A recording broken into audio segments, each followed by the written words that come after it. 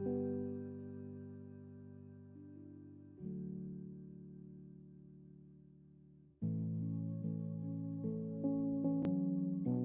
more conversation is all it'll take. Swear that I will wait.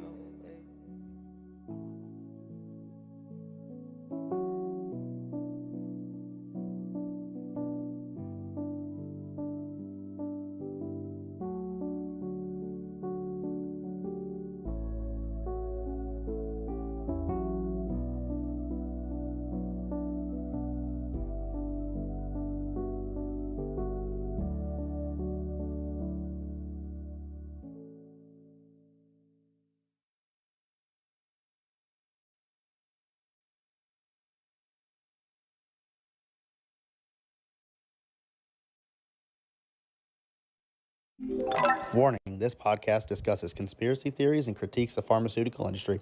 Listeners are encouraged to do their own research and consult professionals before making health decisions. We also invest in cryptocurrency, which you have to be an absolute fucking retard to buy in. Make sure you're consulting a financial expert for more information on this.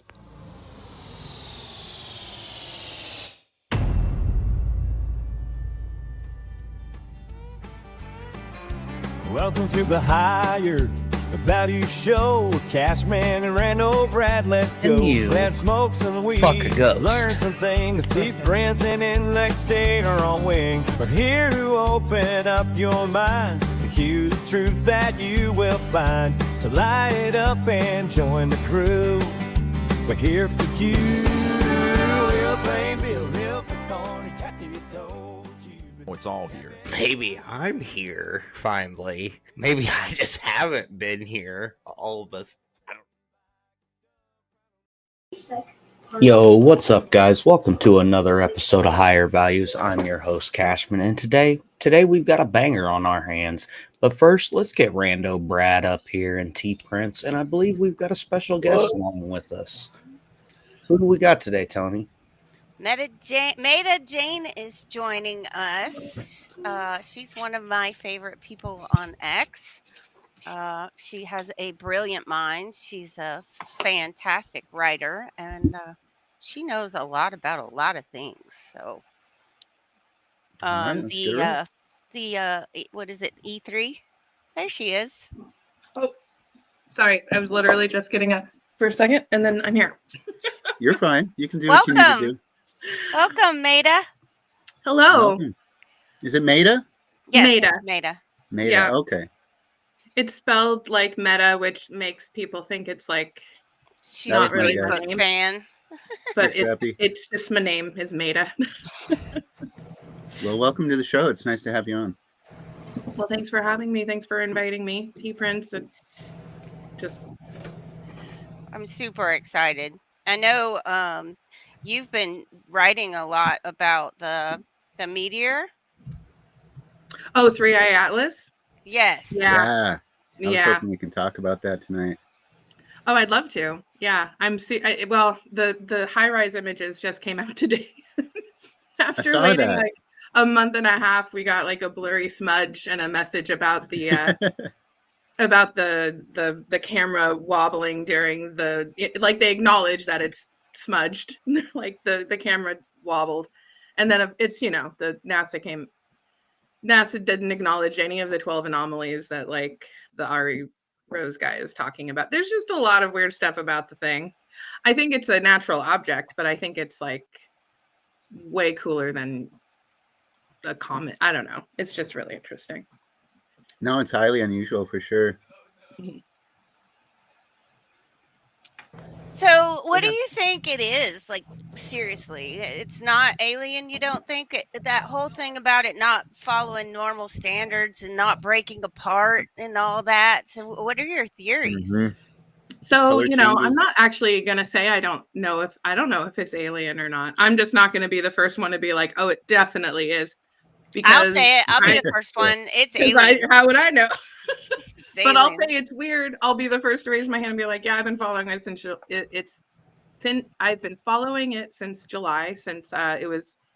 I like stuff like that. I think it's cool. And I heard about it. I'm like, oh, interstellar object. Let's read up about this. And then from like day one, it was just, this is weird. And what's really weird to me, like for me, when something feels weird is when they stop talking about it when they should be, because Sure. it's cool. Like, why aren't you talking about it? That's what I don't understand. And then for the coincidence of the shutdown, turning off the NASA cameras and not being able to see anything as it flew by Mars was just like, well, that's can't ask for a bigger coincidence than that, I guess.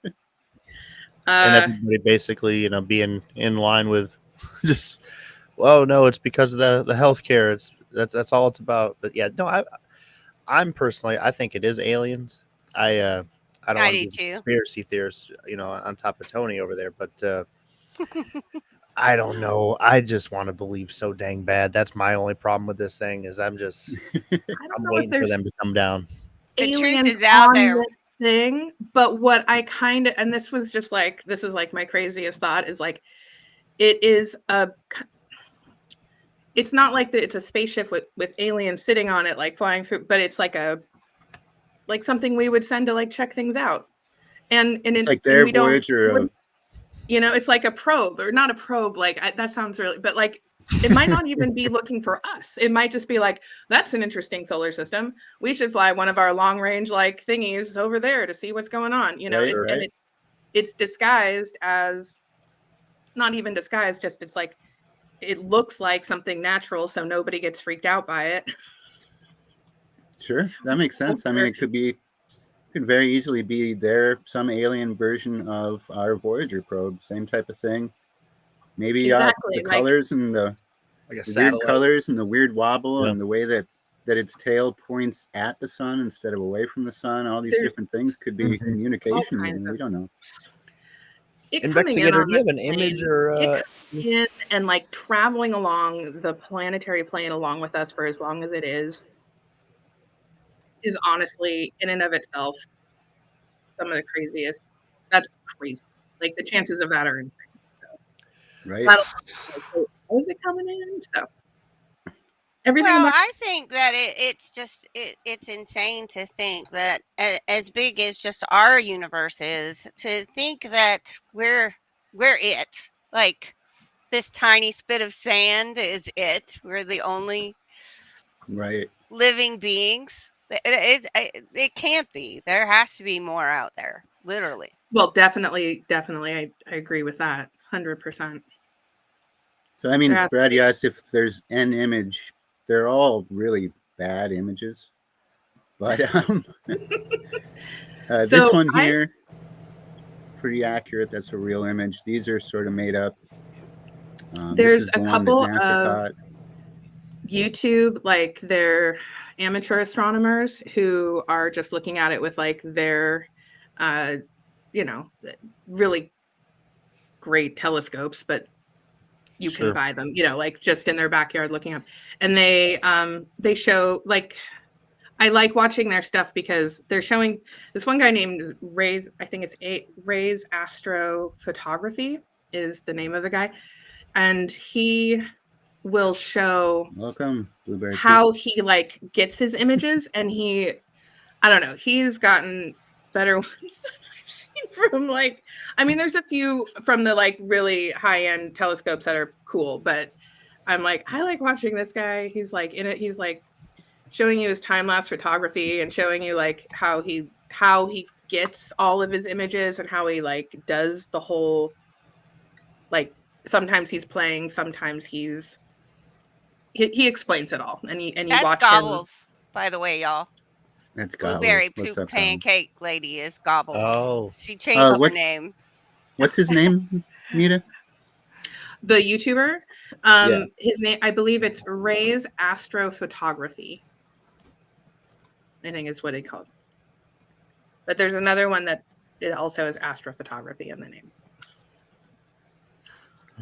There was like a super fake image I saw the other day. Maybe it was fake, maybe it was real. I don't know.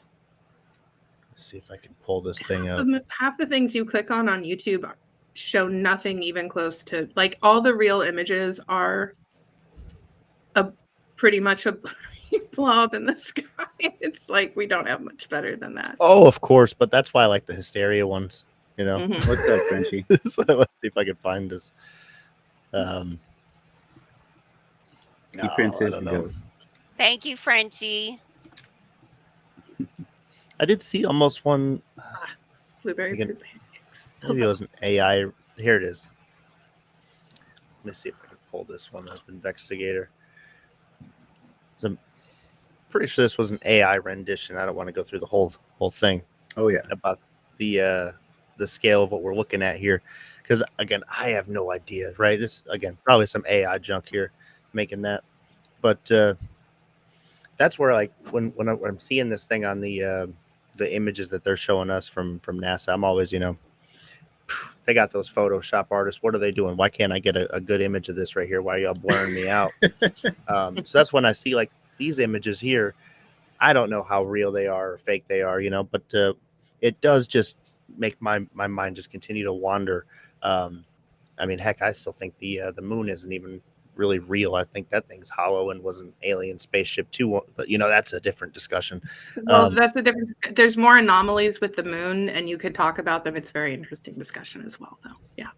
Yeah. Definitely gone down. I've gone down that rabbit hole. You can't I don't know prove if to me I, that's real. I'm on the fence with everything. Like, I'm never going to come out and be like, that's real or that's fake, but I will watch every video to tell you every anomaly that it does have and be like, and it is weird. The chances of it being there exactly like that are pretty unlikely. So, you know, make your own calls on it eventually, I guess. And it's Back during, fun to talk about it in general, I think. So, yeah. Back during COVID, though, when everything started getting real hectic and all the conversations started to get, you know, real tense, if you will, I just kind of started leading on a phrase, just, you know, I have a lot of questions. I certainly do not have the answers. Got a lot of questions, but that was just how I ended those tense situations with people. But that was COVID times. Everybody was, you know, killing each other's grandma and stuff because we weren't vaccinated or whatever. Rough, and the whole. I feel like I mean, I live in California, and so it was like everything was shut down. It was just overdone. And the whole time I'm like, is this all because y'all hate Trump like this much? Because that is what it syndrome is like real. to me. Like a lot. I'm just saying, like the extreme reaction of it, it was it felt so politicized from the very beginning. And I never appreciated that. Especially since I have young kids who were like in first grade at the time and definitely were impacted by schools going virtual for a year and a half in California. So, or you know, and most of their first grade and half of their second grade year. I know Cashman watches a lot of baseball. Maybe he watches some basketball because, like, I remember during the NBA season of the COVID year, there was a guy named Rudy Gobert who was on a press conference and he was mocking COVID and he started touching the microphones and stuff. And he's like, oh, who cares? Ha, ha, ha, ha, ha, ha. And then he tested positive for COVID. And then everything fucking shut down. The NBA shut down that night. And then like, it was just all panic season, like crypto, you know, like everything, as soon as something starts to sell, it was panic sell. But for lockdowns, because they're like, oh, Rudy Gobert has COVID. He was touching the mic, being totally ignorant. We have to lock down this game. And then everybody's like, well, who else knows who has? We're just locking down everything. And I'm personally blaming Rudy Gobert, the NBA All-Star, for his ignorant actions during COVID for starting the lockdowns. That was one of the first dominoes, wasn't it? I remember that. The biggest domino to fall. I'm blaming him. No, I remember when that happened and it was like, they're doing what? Because it was such a big thing. I was like, what everybody's leaving this NBA game. And I was like, my life was over at that point. I thought the zombie apocalypse was starting now. And it just, it never happened. It didn't quite come, did it? No. And now I'm depressed about it. Quite. Well, welcome to our show. That's how at least my brain works. Sorry. Right in.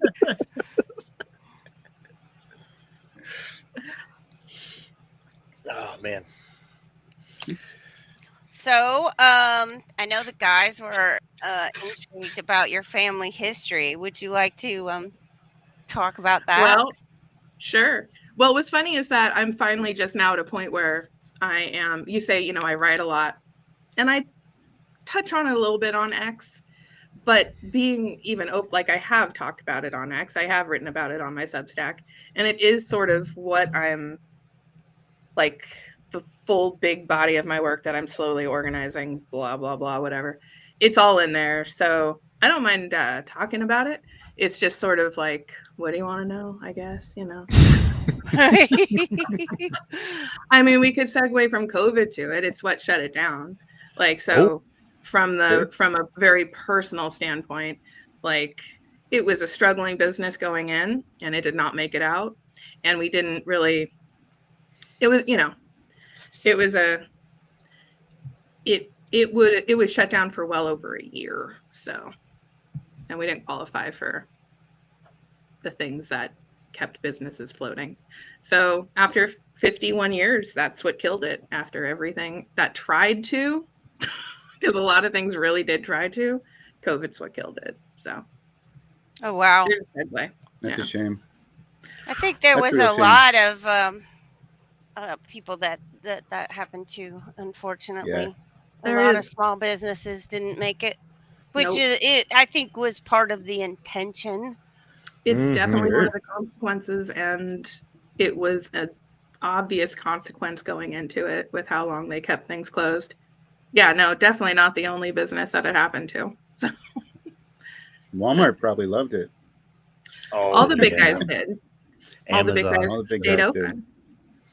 Yeah. Oh, yeah. The what was it called? The essentials. The essentials. Mm-hmm. Right. Mm-hmm. That's right. All the big box stores. All the big box stores were able to stay open. All the retail, the liquor stores. The ABC stores, the government run ones were, because that's I can't shut down. Can't shut down liquor, man. That's what keeps this country going. If you lived in a legal state for marijuana, those pot shops were booming after the stimmies, boy. Like you couldn't believe the delivery was still running. Yeah, it was no insane. problem there. But the essentials is what we're saying. You know, only the essentials. Just yeah. Yeah. Oh, COVID was. I actually, the whole time, my neighbor has since moved, but the only person I was actually worried about during COVID was my next door neighbor's daughter, who was genuinely immunocompromised and struggled with a lot of health stuff before COVID, like was wearing masks during flu season before COVID. And so I was careful for her, around her, you know what I mean? But it's but I would have done that in any flu season for her, irregardless of the situation. Sure. So it's like that never made sense to me. And even like the family, we would talk, because, you know, the only people you can socialize with during COVID are your neighbors. And it was like, we were so like, why is this the first time we're not, like, people who know they're immunocompromised and know they struggle, like they know how to take care of themselves and avoid, and like, why are we suggesting that the whole world shut down instead of the people who might be strongly affected by this disease, like, protect themselves? Like it. Yeah, sometimes really never has to live in a bubble. The whole thing was insane. Yeah.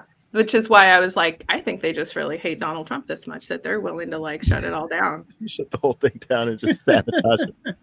I mean, honestly, it's pretty realistic. I mean, it worked. Yeah.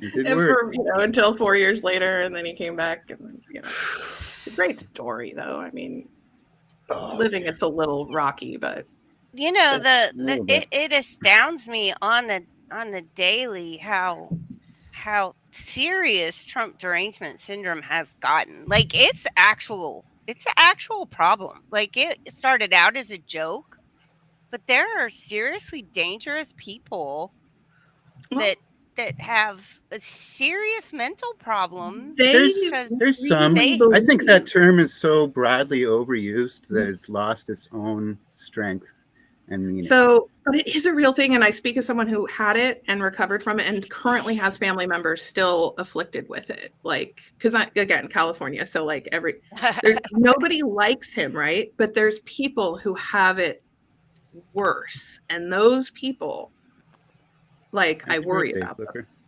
Worry about them, because they're like, they're so angry, and they're so They're Well, like there's so much. ragey. They're so ragey. Like There's so much information out there that's hard to know what the hell is being told to us is true or not.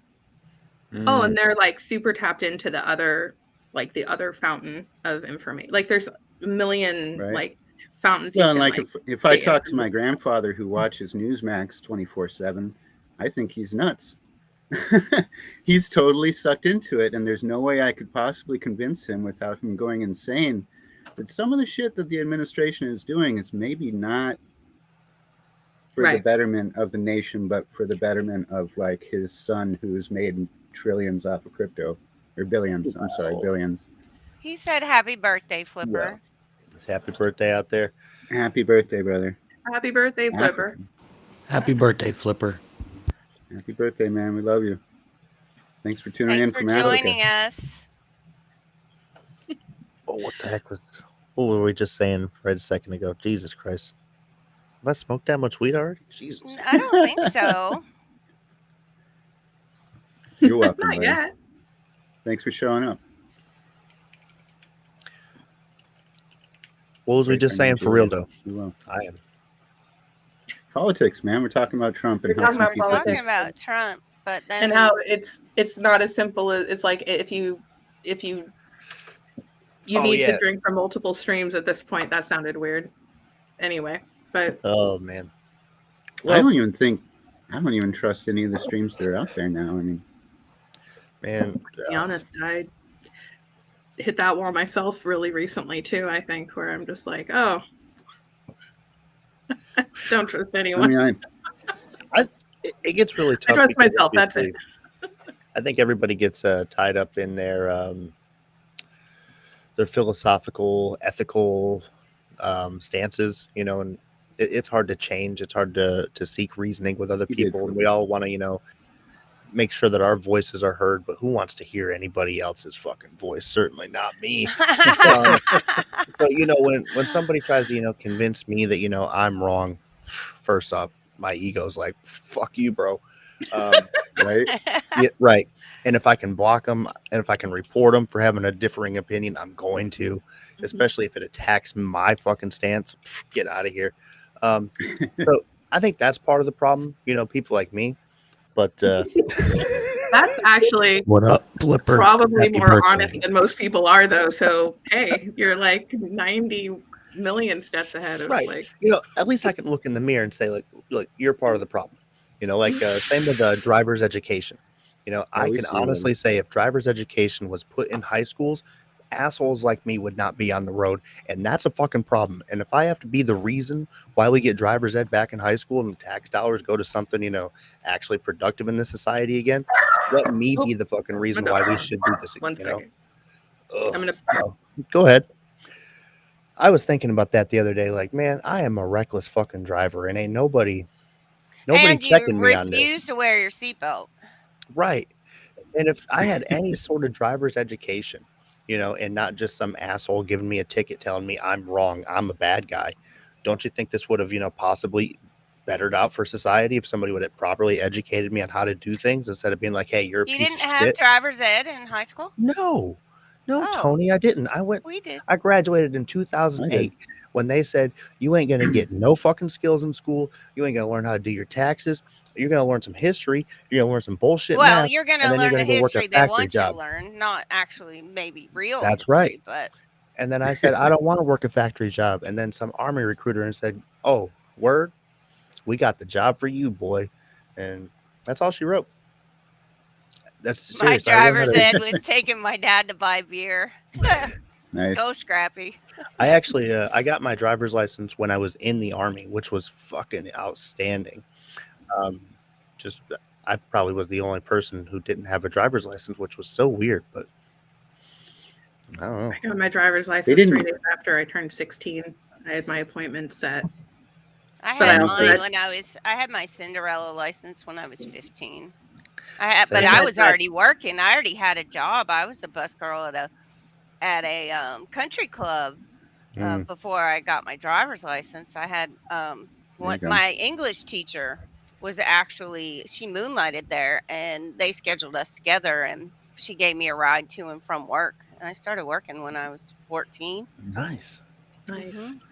I got mine I at was 15 and a babysitting when half. I was 12, but I didn't get my first real job until I got that driver's license, and then it was So on. my driver's ed was set up to where if I started taking it at 15, I could get my license at 15 and a half. Otherwise, I'd have to wait till I was 16. Dang. Oh no, my dad. We always had standard shifts, and I grew up in northwestern Pennsylvania, like in the foothills of the Appalachians. So everything was on a hill, and some of them were, like this. And I wasn't allowed to go take my test. We had an Isuzu Trooper, and there was this one hill. It was just like 1 block long. There was building. It was the road was the length of the building, and it was like this with a stop sign. And I wasn't allowed to go take my test until I could hold the vehicle with the clutch and the gas at that stop sign and not roll back. Hey, Flipper, quit begging in my fucking chat, god damn it. Yeah, we don't need that. I'm fucking sick of that shit. So mine, I want to touch on mine. Mine was hilarious because, like I said, I was already in the Army. I have to pretense I was 17 in the Army, so like it makes sense why I didn't have my license. Come on, maybe. But when I got out of basic training, like they're going through AIT and they want me to drive this little bus around and chaperone some people, and I'm like, I can't drive. What are you talking about? And they're like, you don't have your driver's license. So they sent me into the DMV. And I'm in my uniform, and they basically were just like, all right, let's get in. And I drove around. They had me parallel park one time, went up to 35 miles an hour, used my turn signals, did the windshield wipers. And they said, all right, here you go. Here's your license. The windshield wipers? Yeah, like all the things, all the, gadgets and gizmos on the thing, right? They made sure I know how to operate them while driving. We did not hit the highway, stayed in city fucking roads. I'm telling you, did not go over 35 miles an hour. And that was my driving test. I had just my safeties course exam before that, making sure I know the road signs, alcohol, don't do that shit. And that's my fucking test. And if that's what they're doing for immigrants out there who are coming into this country and that's how they're getting their fucking license, bro, this is a problem. Like, did you see the guy, the one that killed the people? I think it was in California, right, Maida? There's been more than one of those recently, I feel. But there was the one in Florida. The one in Florida is the one I'm talking about, where he crossed the interstate. Oh, that Indian guy or whatever? Yes, I watched a video on him where he actually had 2 fake driver's licenses. He had one that he had gotten from Washington State and one that he had gotten from California. And Get your license in Korea? It took him. I think Scrappy was in the Army too. It took him, I think it was 7 times before they passed him on the test, and he could only identify 2 road signs out of all the ones on the test. He identified 2 of them correctly, and one of them was not a stop sign. Oh, no, good He God. couldn't identify a stop sign. Oh, that's wild. Yield? I don't know, but probably not the no U-turn sign for big trucks on the interstate, clearly. Oh, Scrappy said he was stationed at Camp Humphreys. Okay. So I heard some stories about in Korea when people go over there and they are driving off base. As soon as they see like an American face, American car, they will jump in front of the American vehicle and like basically brake check them so they get rear-ended and get that American fucking tax dollar insurance. If you can verify that's true or not, I would love to know, because I'm spreading this misinformation currently like it is true, and I've never been there. So, no idea. He says, nah. See, look at me. Look at me. I'm a problem. I'm a problem. So, Maida, growing up with your infamous dad, did you, how aware were you of his business dealings growing up? I was aware. I was always aware of it. It wasn't like in my face growing up, if that's what you're asking. I wasn't well, when I was really young, apparently I was brought Yeah, around no. a lot because I see a lot of pictures of me in them. So Oh. way back in, I'm like, oh, look, I'm Can- hanging out. I'm hanging out with lots of cool people when I'm really little. Are But you once comfortable I with have saying what it was? Oh Are yeah, you comfortable with saying what it was for the viewers? It was a strip club. Well, he made movies. So first it was movies, and he made Behind the Green Door, which is the one that everyone knows and That's like everyone. the infamous. That's It's the the infamous most Behind the famous Green one. Door, which Have is you guys, Behind the Green any Door. of you boys watched that one? I don't actually That you would think admit? so. Oh, okay. I've never watched it 1976? because it's weird and it's bizarre and it's like also just gross. So I didn't ever watch it, but I did like kind of try to watch the intro of it, like before it got to any weird parts one time, or sex parts, because it's a whole long intro before it gets to anything like that, and I couldn't even get through that. I'm like, this Classic is terrible. porns. Anyway, but And that was what, in 1969. So the level of it was the first though of its kind, essentially. Like that's really where also really what got them their the Dang, Marilyn most Chambers. publicity that was just like, hey, that happened and that's what happened. Like was that Marilyn Chambers who starred in it, who was a literal Ivory Snow model. So at the time, like Ivory Snow, like the soap. washing powder. Yeah, like the washing powder, she was on the box of soap. Like she was the person who happened. Porn video. So she was like a model, like a real model, like a person, like a person trying to get into acting and modeling. And she had done that job before she auditioned for what she didn't realize was an adult film in San Francisco at the time that she came down to audition. She was convinced to do it by my uncle, who was very convincing, I guess. I don't know. That's what I'm told later You didn't on. have a lot of interactions with your No, I just didn't see that side of him when I was growing up. Well, Like, yeah, you were little. He taught me how to play poker. I never saw him try to convince me to, star in his first porno movie. So I just never saw that side of him, is all I'm saying. But he convinced her to audition. She got the starring role. And then kind of simultaneously, as it is coming out, all the new boxes of Ivory Snow have her face on them with her holding like a baby. Somewhere there's a picture of me holding her like the Ivory Snow baby. But it was like nationwide publicity at the time. Yeah. It was just and it was free. And it was, everyone had to go see the movie with the Ivory Snow model in it. Here, I have it pulled up so you guys can see what the box looks like. No, this is the Ivory Snow box. No, Brad, no. We got a clip at the centerfold or something? No. Brad trying to get us banned on other platforms than TikTok. So here you go. This is the Ivory Snow box. Ooh. The washing powder. Okay. So she was like the all-American girl. But and not really. My stay-at-home housewife. So he wasn't after that movie, but before that movie, yeah. Poor Marilyn. But she went on to do a lot more movies and stayed in the business. Oh, she stayed in that genre of film. She stayed active.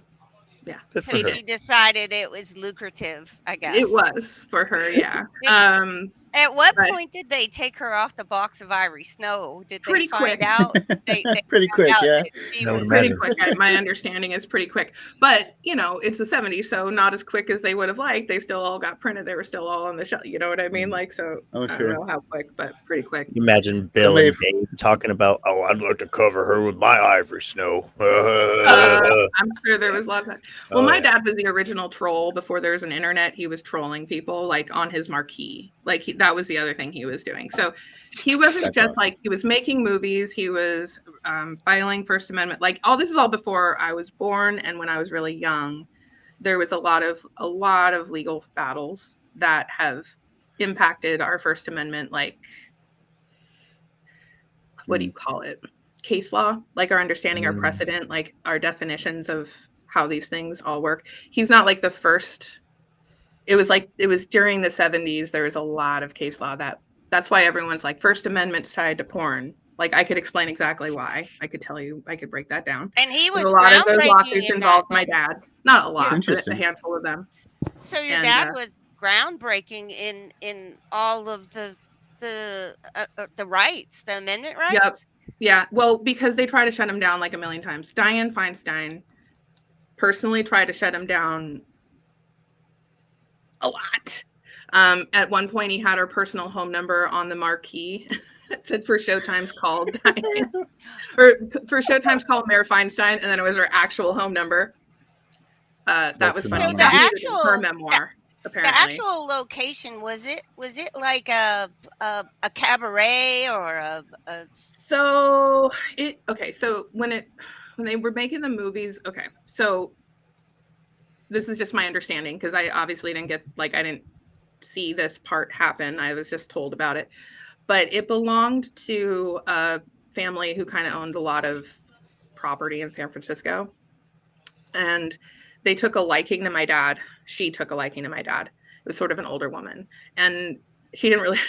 So it was just this empty building that had one time been like a car lot, and then at another time was like, I believe, a gay club, because it was on the corner of Polk and O'Farrell, and at one time Polk Street was like kind of where the gay scene was in San Francisco. I don't know if it was a gay club, but it was like a restaurant anyway. Certainly and wasn't. then it was nothing. It was nothing. Like when my dad got there, it had been like empty, abandoned husk, right?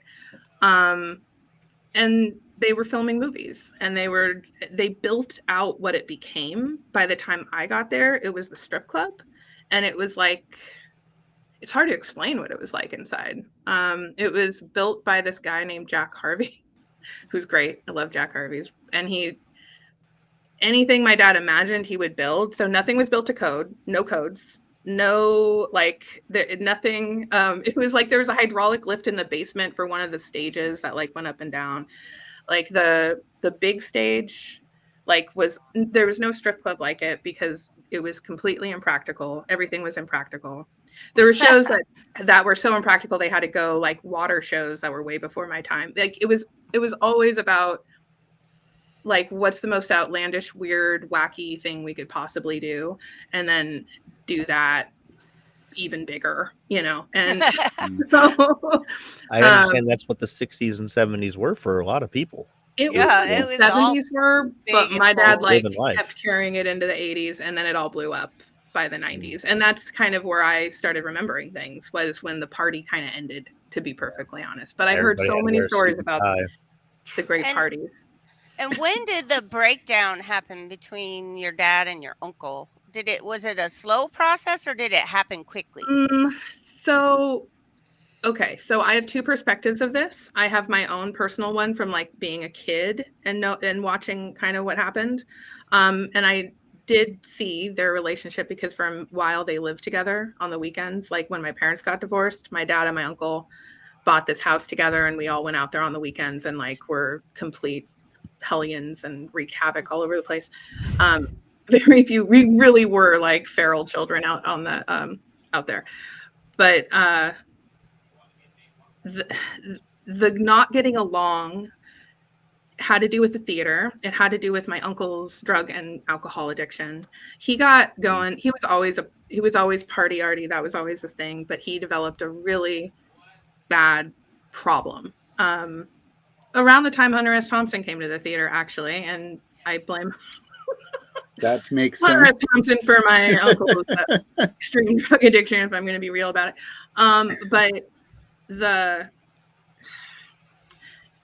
it was a long, stretched out thing. He never went to like rehab. He'd go to like Mexico to dry out and be like on a boat and like leave everyone alone for like a few months and then come back, and it would just like start again. So it was like this cycle that went on for years.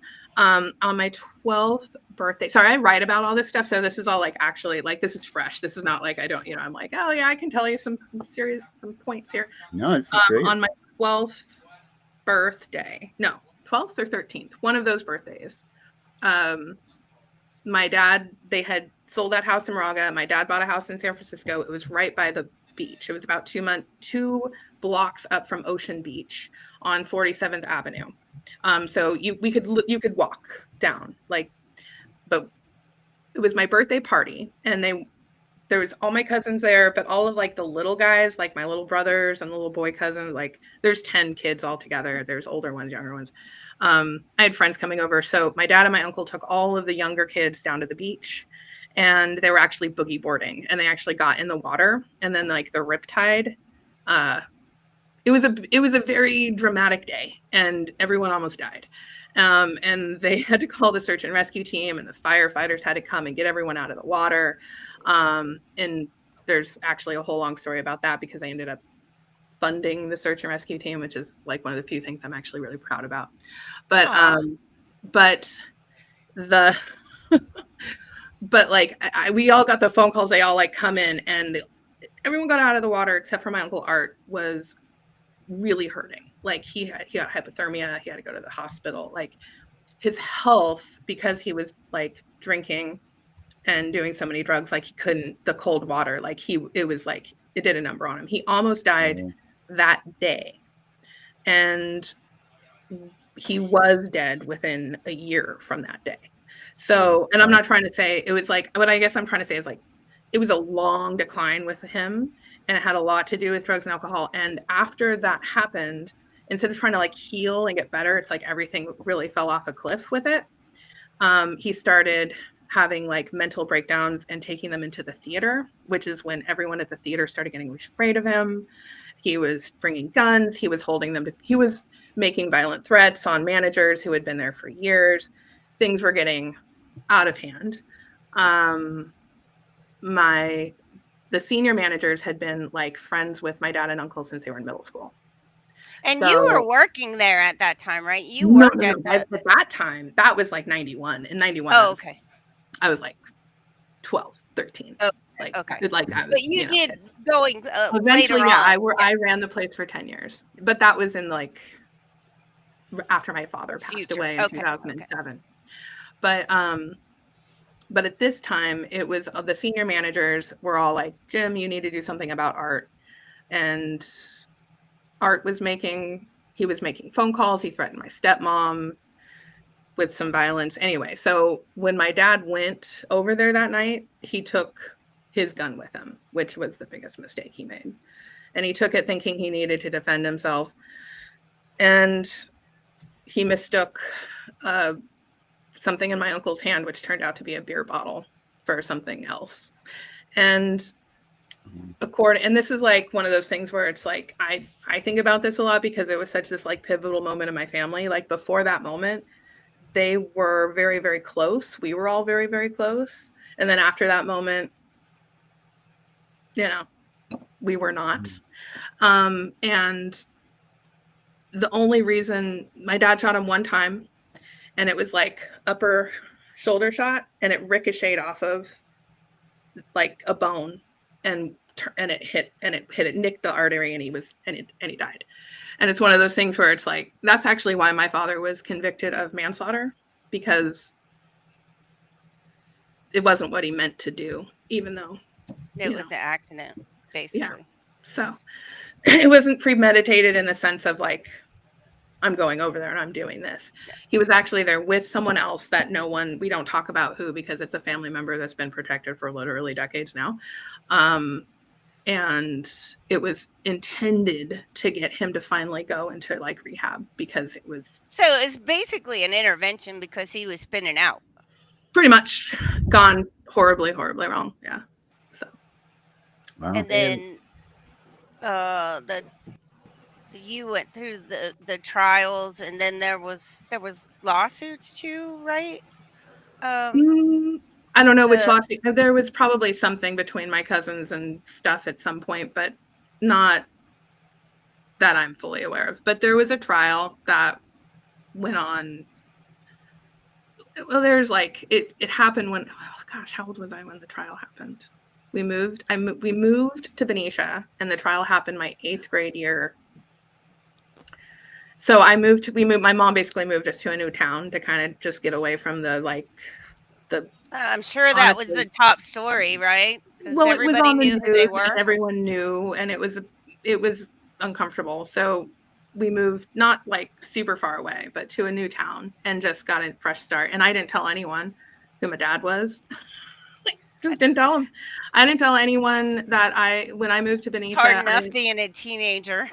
Yeah, I didn't tell a single soul. I told no one until my senior year of high school, and actually, it was my unique and interesting name that got me. You know, like somebody wrote a book. One of the kids in my class read it, and my name's in the book, just as like the daughter of. You know, wow. And they're like, Maida Mitchell. Wait a minute. What are the odds? Like, yeah, they're like, hold on. And like, to all of those kids' credit, in my senior class, like they all knew me. So I had a really bad experience when the kids in my 6th grade year found out what my dad did just for a living. Like that was before like all of the other stuff happened. The movies, right? And all that. Yeah. So I was very braced for some judgment, like when it came out my senior year, and nobody did. They were like, "No, we know you. It's all you're you." Fantastic. That's crazy, though. Can we talk to you about it? And I'm like, "Yeah, go ahead. Go ahead." I mean, for like me and Cashman, for instance, like I can't imagine, because I was 2 years old. Cashman, he might not even been born when that happened. So. I just couldn't imagine being around you're talking about in the state. You're still in that same state. How polarizing that would have been, and I guess I kind of understand your want to be anonymous for a little while, if you will. Maybe that's not the right word for it, but certainly not telling people who your dad is. Just having it's always the same story where it's like it's a big part of my story. If I'm going to actually write and share, like. It's in there, and I do a lot of writing on X, and I do a lot of sharing on X, and I'm kind of in the process of like prepping a book, which is from pushing of people on X to like. That's why I like X actually, but it's also kind of like I hate being like, oh yeah, her dad, this story, it comes along. It's like a whole lot of baggage that like comes along, and it's like. Well, I'm like 100% do come with the baggage. It is part of my story, but we all do though. Mm-hmm. Right? We all have our own. Everybody has baggage. It's like public baggage, though. Do you know what I mean? It's public, easy to judge baggage because there's literally like it's such a weird thing, and But I imagine though that it would be really cathartic to put it down on paper and actually turn it into a book. Out. Yeah. Well, and I've been doing that for a long time. And I finally realized like the whole point of writing this all down, because there is a point beyond just like personal therapy, which it also kind of is kind of what I see, like what I feel like I grew up through was this like microcosm in my family and just like what, like, I don't know if it's just the family or like the whole little sphere that everything was around. Like the way the media works and the way that the systems work and the way that like people wear their masks and are one way on one like in one place and then totally other way in another place. And they're the people that are like running the show down at City Hall, like that whole kind of world. I'm like, well, yeah, that is how it all works.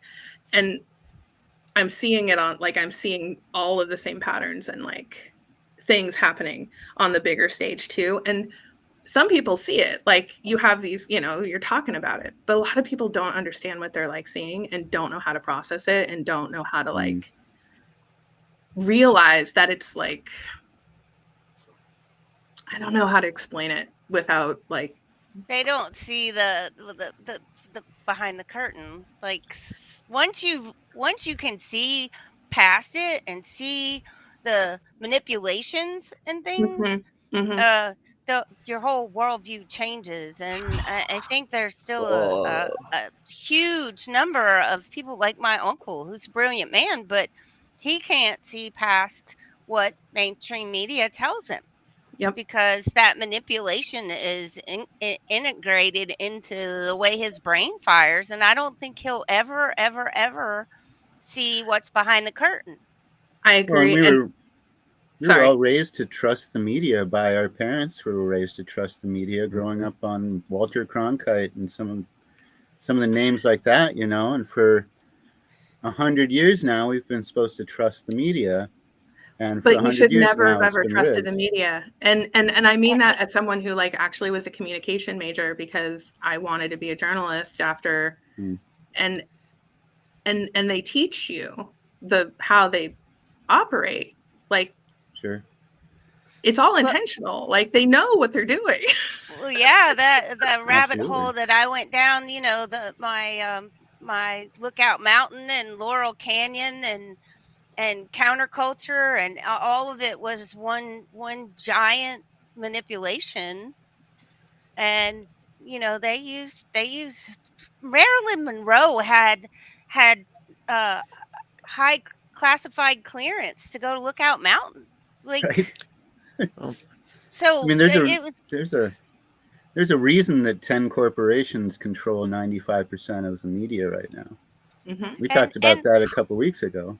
And the question that I keep asking myself, and I can't see an answer, is how do we ever get past this as a nation, as a world? How do they ever gain the trust back? How does the medical, pharma, agriculture, and the media, how do we ever get past this and get to a place where you can trust again? Eat the billionaires. I guillotines. Good start. Firing squads. I like guillotine. That's a good vibe. It's just there's such a vibe to that. It's just right. You know, that makes a statement. That one makes a bold statement. It really does. Just, you know, and I don't, man, I'm not making light of this, but that was, everybody talks about the insurrection of January 6th. I didn't see one guillotine out there. We didn't overthrow the government. That wasn't an insurrection. You know what? Like, we didn't have a coup. It was ridiculous. If we were guillotine motherfuckers, I'd be like, yeah, lock them up, man. Like, throw them in jail. Like, maybe, I don't know. Somebody got to be. Actually, if they would throw a guillotine out there, I might have been out there with them. You know, I thought I saw a picture of a guillotine there. Calling it an insurrection and pointing to the weird, like, little toy guillotine that, like, some like art student built up or whatever for like, there's worse things at every left. And I've been to many a protest back in my day. Like, there's all kinds of things you saw there. So that guillotine was not that impressive to me. I'm like, oh no, I'm sure Pence is quaking in his boots. It was a whole narrative that got it was immediate and it was pushed, and assumed, like, calling it insurrection is ridiculous because nothing about that day would have been capable of overthrowing our government. Yeah. Like, even if like the worst of the worst had happened, like there was still zero. The gaslighting was just like an actual coup. Well, now we know that people on both sides paid for people to be there. That's true. That's been coming out. It's been coming out that some of Trump's associates paid people to be there. It's been coming out that the FBI paid people to be there. Taken in there. True. So I feel like what they really did well with the whole narrative around January 6th is it accomplished something. It stopped all of the other protests that were raging on that entire year up until that moment in time. And that's what I feel like people, the summer of love, what the news failed to represent or like to accurately even portray, was that it was after months and months of watching all of these other violent protests. And then finally, it was so, I think that there was agitators in the crowds on January 6th. I really do. But I think that it was like it was like Tinder. It just needed a match and they knew it. And they just threw a few matches where they needed to. And it just went. But even at that point, even that, when you look at what was happening in Seattle and all the other places, the burn in the cars and all of that stuff. Yeah. When you look at J6, there was It nothing was about nothing that. compared to, Right. but But they, the gaslighting yeah, was so in everyone's face, and Mhm. the talking points were just pounded, that people that didn't just look at it with their own eyes and say, this is not the same, bought it's kind of into a the form of narrative. it's a form of brainwashing, in my opinion, when they all pick up the same talking points and Sure. start repeating them. Right, right. Because Just like Epstein. people, even when you're trying It to is. critique it, what you've allowed yourself to do is use their 100% their framing of the situation for how you are going to be allowed to discuss it. So it's like, even in the critique of the discussion, they're controlling the discussion. Like, Well, they yeah, framed it. because how many of us lost all of our social media accounts for Oh, yeah. daring to say that, that there was nothing, that J6 was nothing? How many of us, they shut everyone down that dared to question or say anything, so they controlled it on like this massive scale of I wasn't on controlling the social media narrative. at that time at all. I was like boycotting, blackouting all social media, like my personal social media I don't too. blame you. Oh, I lost Sure. all mine. I lost my Twitter account. I lost my Facebook account. Facebook never even gave me a reason. My Facebook account just disappeared. Like, there was never anything given, no question, and I found Such a a weird link time. to try and get it back, and they gave this statement that said that it was no, and that all my stuff was going to be deleted in 90 days. I mean, I was crushed. I'd had that since 09, and it had, baby videos and things that I Right. can't replace. Mm-hmm. But Twitter, and somewhere I have the screenshot, Twitter said it was due to terrorist activity. They called me a terrorist for daring to question the narrative. So I deleted my first Twitter account after. See, I was like super lefty progressive in the 2016 election times, and my Twitter account was like 100% anti-Trump, and I had so many more followers than I do right now. Really? I had it was a different. It was a different Sorry, Twitter. I'm just laughing because it was a totally different Twitter. time, and I was a completely different person, but I, in some ways, was the exact same person, because I was getting into these like deep conversations, and it really is. I didn't change my mind because I was on Twitter at that point in time, but there were seeds planted by people on Twitter that later on. But after the election, and this is also right at the time of my personal life that I left the theater, because I was like, I need to go be a mom. I have to. Like, I can't run a strip club and pretend like it's more important than like raising my kids. I want to talk about that too when you get done. I want to totally. But I was in this like giant metamorphosis, like personally, like just, and I looked at Twitter and everything was so, and I wasn't pro-Trump yet. I don't even know if I'm pro-Trump now. I'm just not anti-Trump, and I'm pro, like, let's look at everything and discuss everything. Let's fix it, yes. Let's get things working again. Who's got the ideas? But I realized how toxic it was, and every single like person I was following, it was like, sure. It was like. It was back like I was then on that it was side, a pile seeing how on bad it too. was, and I'm like, I can't be here. I can't hang out with these people. I don't like them. Because I back deleted then the it was whole a thing. pile-on when someone would say something that was against what the Mhm. mass was thinking. It was like Oh. like super pile-on in Yep. the comments. Like, they would go scorched They earth were very quickly back then. Oh, but I think so that's They just still do. feelings though. Like the emotions, People they get still so it's tough. But one of the ones, and pardon me, this is an old one, but just on political stances and policies, cash for clunkers. I was thinking about this the other day. Now we can all have debates on this. That was a setup. That was a corporate scam fucking setup for fucking all these bullshit goddamn electric cars and all this fucking junk that's breaking down every 3 years.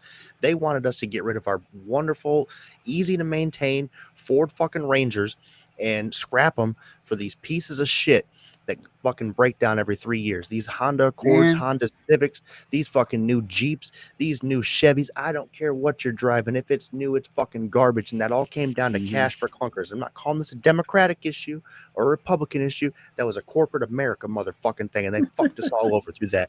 And in hindsight, it's easy to see that. Yeah, they got rid of all the cars that were surviving EMP, right? Yeah, no exactly. computer cars. Right. That's what I'm saying. You're going to want to stick around for another hour. We're about to go to commercial, but we'd love to have you stick around. Yeah, I can stick around for another hour. Fantastic, because I still want to talk about you taking over. I want to circle back to that. Yeah, that happened. Yes, definitely. All right, well, let's go to commercial, and we'll be back. It's about 2.5 minutes, so if you got to, go and do a thing, and I'll be watching in the screen here to see when people get back, so I'll bring us up one at a time. Okay. All right, be back in a few.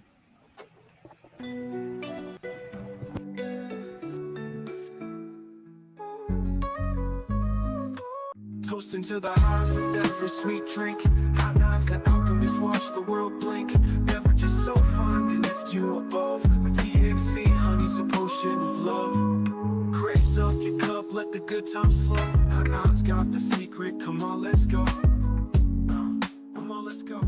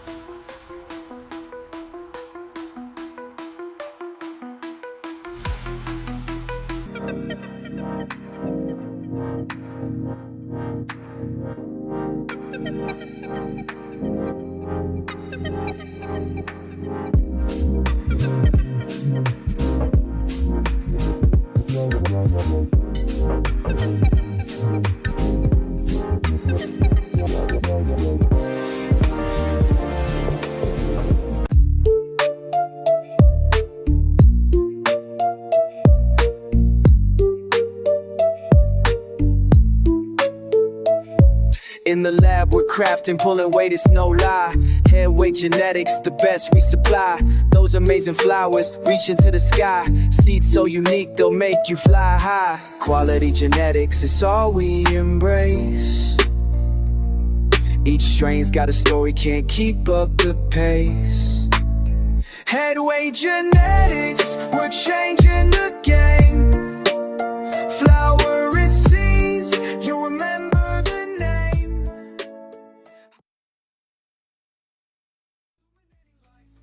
From the bottom we climb, shedding doubts like a knife. With Rendo and Cashman, we elevate. Yo, welcome back to hour 2. I'm sure it's going to be another interesting hour. Let's get back into it. Looks like the girls aren't back yet, so maybe it's a good time to plug our sponsors. Go ahead, Brad. Oh, man, let's go and do that. So, interestingly enough, man, the other day I got this. I didn't even break this out on the show. I got my goodies from our good friends at Grower Coalition. Shit, I already smoked all mine. Yeah, man. I'm going to be hitting on this brain rot right here. But, hey, that shit fire. It's sticky as hell, too. Now, I did not get a label on this. This little dab in action. I don't know what that is, but it was good, too. Oh, So, man, this is some good shit. Y'all need to be hitting up that Grower Coalition. Make sure you tell them Higher Value sent you. I don't know. But we'll get to the. We got the High 9 back there. Make sure you're hitting them up. They should be in all those good stores where you're getting all your THC drinks. If you're still able to get them, I know around here in my county, they said, "Hey, we got that new Delta 8, Delta 9 band. We got to fix that shit in the fucking next Yeah, month." Did they take all your shit out of stores and whatnot? Man, Wisconsin. It's been right now, dog. It's been banned in our county for almost a year now. We have like 3 counties who are still decriminalized, basically. Maybe 4. I don't fucking know. But everywhere else, man, it's just like they if raided every one of our shops and took everything. They act like if you smoke pot, you're on the Epstein list and shit. Like I've had it up to here with this. Like this is ridiculous, man. Like, come on, bro. Yeah, that was such a segue because one day Trump was truthing that he wanted marijuana legalized in the entire country, and the next day they're raiding my my vape shop and taking all the CBD. They took they landed in there and took all of his products. Yeah, that was you got bamboozled. Who put I that guess in we're not the going bill to last get minute. our high 9 energy drinks now, huh? Yeah, I don't know. I haven't been in contact with them. I need to check in with them, see what's going on. Yeah, I don't know how it's affecting them because they're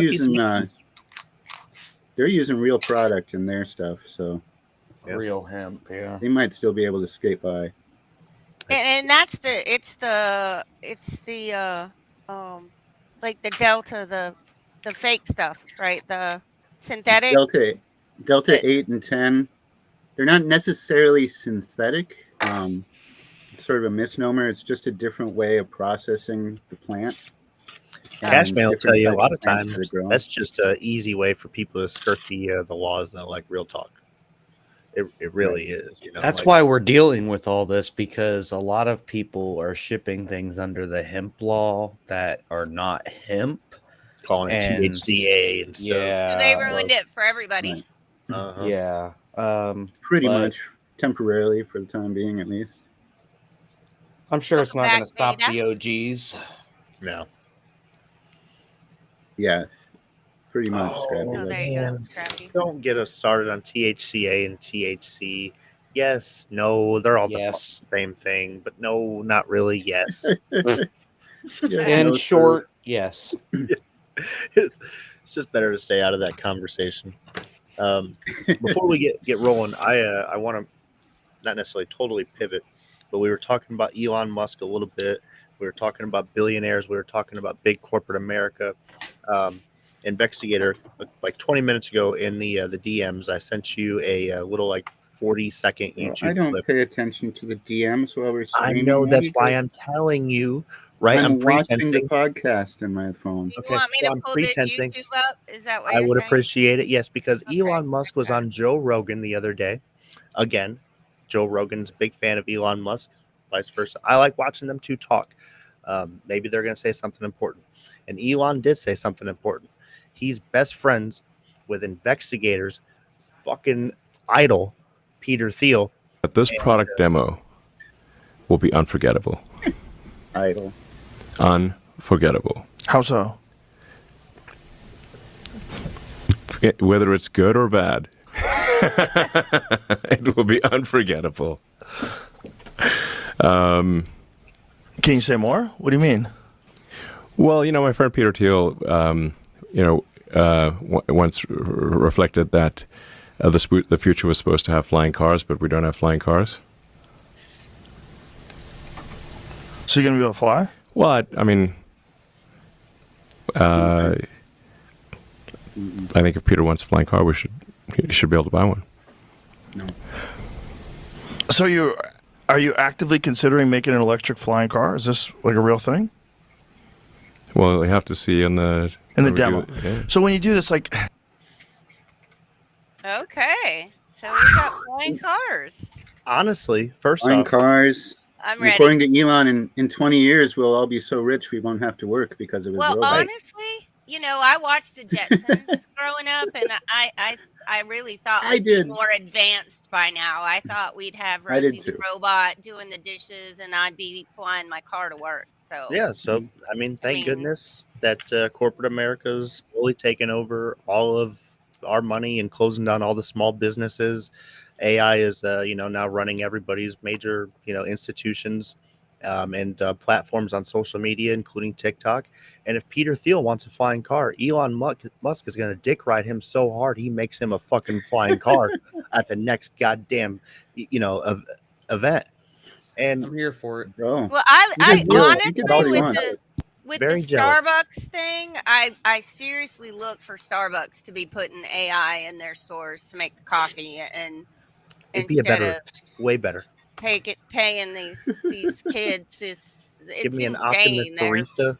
Would not love it. happy with $20 an hour plus tips. Like, seriously? Well, that's the writing on the wall, which is why we're all fighting so hard right now. It's the fact that we're just moments away from AI doing everything we ever did and automation doing the other parts, and what's being left is like And the united corporatocracy of America. I don't even know what is going to be left. The people who Porn watch and the AI OnlyFans. do things. I don't know. Right? Make sure the AI didn't mess it up too much. Mm-hmm. Well, you know, I would not be opposed to having a rad dog out patrolling, protecting my chickens. You know what I mean? Like, I'd like that. I would I'd be not okay be with that. opposed to being the test pilot for a rad dog being out there running the I foxes off. I think Elon genuinely wants to try to imagine a future where it's like all positive with all of our like super advanced AI technology, but I also worry that that there might be some bumps along the way. Sarah Connor mode enabled. Yeah, Maybe an iRobot or two scenario before we get it perfected. I don't know. But I just it's like I'm like what could go wrong here? There's a lot, Does not compute, especially if we're Jane. not going to be like really crystal clear about the elephant in the room, which is like what exactly is the purpose of the 8 billion people on the planet if it's not to do any of the work jobs or like stuff that they do now? Like what are they all going to be doing? Well, they've been trying to kill us. You know, they've been saying Well, they are for trying how to get a lot of long that people there's too many of us. to self like just not reproduce. I think that's like a big like even though Elon's always like Elon's trying to single-handedly repopulate. repopulate the world, sure, Right. but I think the counter idea there is like, well, if we could get half of the world to just not have any kids in another generation, we wouldn't. It's like because I do really like this has been the problem. I'm just saying, like, I'm not saying like anyone's saying like this is the problem. I'm saying like when I look at it, I'm like, well, the problem is you're not going to need anybody. Like, well, you can say it like China. They still have laws in place that dictates how many kids you can have. There's other countries that have the same principles in place. they just lifted it to 3 though because they're running into an inverse problem where now they have way too many old people and not enough young people to like do any of this. To take care of the old people, they don't have the family members to take care of the old people. That is a downside to putting in dumbass policies like that. Come to find out, when you're 80 years old, nobody's going to be wiping your ass. All your friends. The other problem is they all wanted boys, and so they have like way too many men and not enough women. So they have a small population, and the smallest part of it is women. So they really have fully fucked themselves as far as like a population collapse. We didn't see that coming though, honestly. Well, no, right. It was always the consequence of what they were doing. That's why all this stuff is so stupid to me because I'm like, well, it's like things have consequences. It might take 30, 50 years for the consequences to arrive, but it's still right. Or they're going to be damning when they get there. But it's still going to be a big problem, which is why cross that India right bridge when we now get is to it. like about to take over, in my opinion, if they can like that's why the fighting is happening over with like Pakistan. That's like a global conspiracy of mine, but I think China is like pushing Pakistan that whole little conflict because India wants to like take over the whole, like they're ready. Oh man, and we could talk about that. They're trying to restructure their stuff. They Mm-hmm. want to take a bigger piece of the So global economy. but India did kind of get put it in right context because I'm white, so whatever. But India did get fucked during the parliamentary They got a treaty, little shafted. whatever it was called in the late 1800s, was it, when they did the borders of Pakistan and all that stuff. Yeah, England fucked them hard. So I can totally understand why after generations they're trying to fight back and get a little bit of a reclaiming, if you will, against.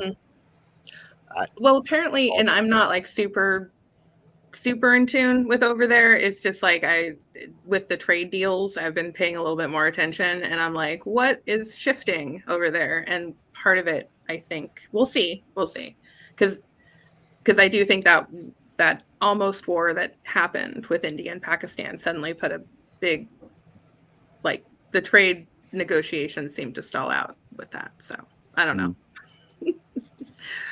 But sorry, sort of off topic, I guess. I don't know how. I mean, it's only off topic because most Americans, my opinion, we don't care about anything outside of our own country, and why would we? It doesn't even exist. But when we think about it, like India, they actually do have a bigger population than us. They're more impactful on the economy overall than we are at this current state.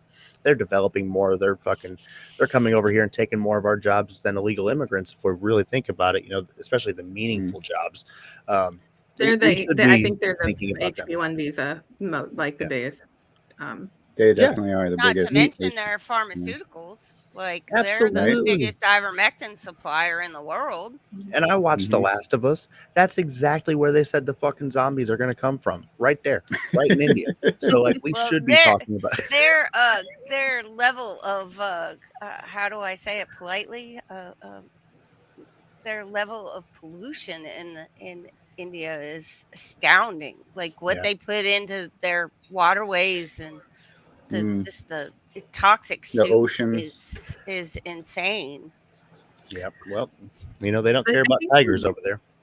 The reason I think about it like India or China is more about the because I think they're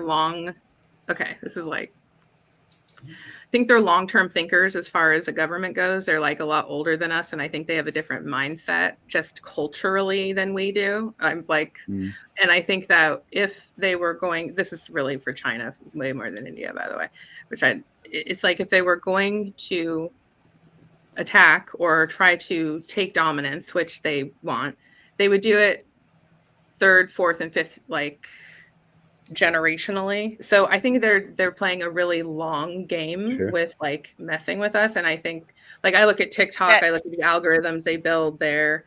I'm like, this is intentional. They're and buying up the farmland. Don't forget buying up the farmland all over the world. And the tech that's like the what are they? The towers that have the Chinese technology that are all happen to be by military bases. Did you see that? Yeah, all that stuff. I mean, it's like the frog in the pot. Slowly, we're gonna buy up all your farmland. We're gonna do this. I watched an interesting documentary on YouTube last night about how China also controls 45% of the U.S. global fishing market. Mm-hmm. And they'll turn off their transponders and go into places where people aren't supposed to fish, and reappear on the other side of the boundary of these areas, like the Galapagos and stuff. Mm-hmm. And then they've got these huge super tankers placed in the ocean where literal prisoners that show up there and aren't allowed to leave from China promised a 2-year contract, and they've been there 4 or 5 years. The boat never goes anywhere because they've got other super tankers taking these fish and the squid back and forth to China, and then they sell it to the world. And then if you include that with India, that's about 50 to 60% of the global fishing market comes from that region. And if you guys think this is boring, don't forget about the toxic fish coming out of Fukushima. This all ties back into with what President Trump was doing today with Mohammed bin Salman. I don't fucking know how to say his name. The guy who chopped off the Saudi guy, the bad guy, right? Yeah. And everybody says he's bad, but if shit goes downhill with China, India, heaven forbid, Korea, maybe even Japan decides to turn their back on us. Who fucking knows? Maybe we need a port, we need an access in there immediately. And maybe it's going to cost us a couple F-35s and building data centers over there. But next time something pops off, we're going to be able to pop right into Iraq, Iran, wherever the hell we need to go, and start have a foothold. Yeah, have a foothold somewhere for our defense That's system. fair. It's strategic. There's a lot of strategic things being put into play by the administration right now. But what's happening in Venezuela? You want their oil, man? Got to have that oil, biggest oil reserve in the world. How dare they try to prosper on their own? Go in there, change the regime to somebody who doesn't always constantly talk badly about Trump like the Venezuela president does, and change it to a loyalist regime like the CIA has done a dozen times. Doesn't ever turn out that well, though. I don't know. Not usually. Not usually, But no. the people that make a lot of money off of it, they don't give a fuck. They don't care if we lose a bunch of Trumps or a bunch of troops and allies. Seems like the same thing as China with their kid thing. You know, just we'll cross that bridge when we get to it, and now here we are crossing that bridge. Son of a bitch. Hey, if this isn't the bridge.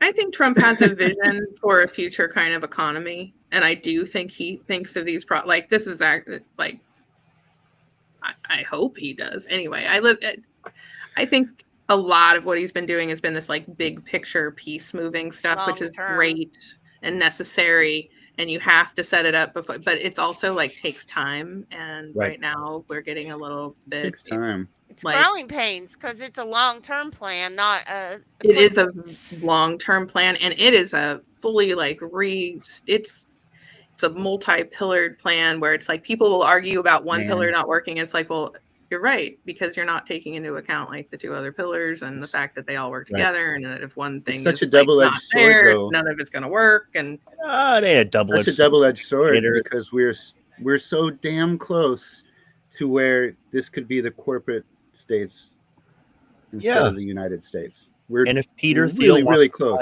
Car, a lot of the things that have been put in sign into place. JD Vance was paid for by Peter Thiel. I've gone off on this. They want the corporations to run this like a monarchy.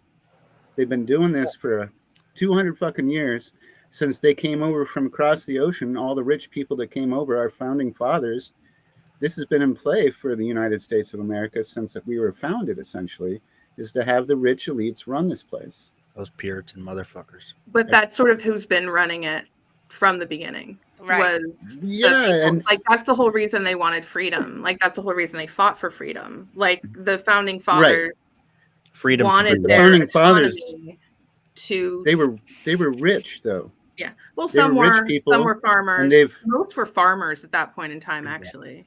Really. A lot of the people that they brought over were farmers. Landowners. There was though. a And lot that of is- money.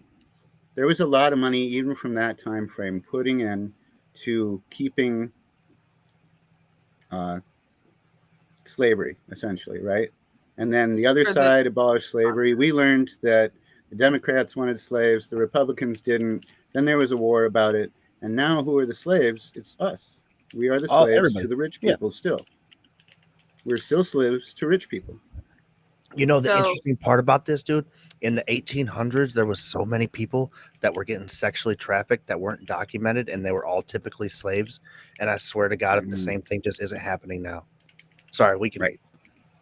Oh, there's still people getting really? trafficked all over the place. But also, I mean, the slave trade absolutely. is one of those things where that's like, sorry, I go down all the rabbit holes and then I'm like, well, this and that and the other thing. And then it's like a little too intellectual of a conversation where it's like, well, you should probably just say it's all bad and shouldn't happen and just leave it at that. Because That's fair. otherwise the rabbit hole goes deep and sideways. Turns left. Turns left and down and over the top and then like Spirals over down. into like the white slaves that came from the, you know, like my family's from Ireland and I get into indentured servant stories. And, I have. Sure. you know what I mean? from Like there I'll just go all too. over the place. So And my mom has done a super in-depth dive into our family. She actually wrote a book. It's just for the family. It's not one that is out there, but you know, when everyone talks about the slavery, she's like, they don't even realize the original slaves were the Irish. Yeah. They brought the Irish over, and they were the first slaves. It wasn't the Africans. It was my grandpa, Irish, my Chinese. Italian grandpa called them the Irish. Right. And you know, one of the things that's I'm not trying to compare indentured servitude to slavery because some people get emotional about that. But you you know, a lot of things that are unfactual is because it's like you get your freedom, you get your, you know, you get money for it afterwards, blah, blah, blah. But a lot of times people got fucked out of those situations. They didn't get land if they weren't landowners themselves. They were basically just stuck in a situation where they had to continue to work for the elites. Well, we were the original prison, like what Australia turned into was they would send people here to serve out their sentence. Right. We were the original Australia prison. Well, not 100%, because Australia was really weird in that it genuinely was like a colony of prisoners. Yeah. But they spent a lot of serial killers done Australian shit. There's a theory the reason American women are like, and this is, I'm not saying like current present day, but like in like the 1800s or something, that somebody theorized the reason American women were also beautiful was because their mothers and grandmothers were the prostitutes that were sent over on the ships, and that was the vast majority of women that were like here in the super early days, and they just happen to be prettier than your average, and that's why American women are prettier. I mean, I have no idea if that's true or not. We can have multiple opinions on it. We got some ugly ass bitches too, let me tell you. I guess there's like 100-year-old thing. Not everybody gets the best genes out of the gene If pool. I was going to start a brand new country, colony, whatever you want to call it, and I have a choice between... Give me the fucking Latinas.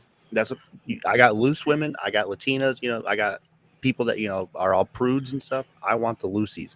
Give me all the loosies and just keep all the prudes back there. What, dog? Because I don't know. The very first were like super prudes, though. That was all the Puritans that came over. Yeah, and they were setting up all the rules in the like. That's why the New England people are all so uptight still to this day. No offense. They got too uptight. You call them a witch. Yep. Burn them at the stake. Start to loosen up. You get called a witch in New England. I'm from California with like so many like third or fourth generation California at this point. So like I am probably, that's one thing about California is we are very like progressive, man.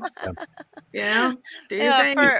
For having this strip club and the movies and all that, I guess as far as location, that at that time that was probably the only location in the country that would work. Like, because San Francisco was so progressive. They pushed the It was line, the epicenter of civil rights and everything. Broke all the rules all the time, and then they set new rules. They broke the rules so much that they had to set new rules because they're just like, we're not following your rules. And they're like, okay, well, I guess we'll make these new ones, and you can do all that in your club after all. So see you later and have a good day, you know? So that circles me back to how did you get to be the person running the club? What was your thought process, and how crazy of a job was that? Long and shortest answer would be daddy issues, and he asked me to. That's it. That's it. How did I end up there? And you were like, okay, you didn't take a pause and say like, well, so really okay. this? At the time of my life, I was in my late 20s.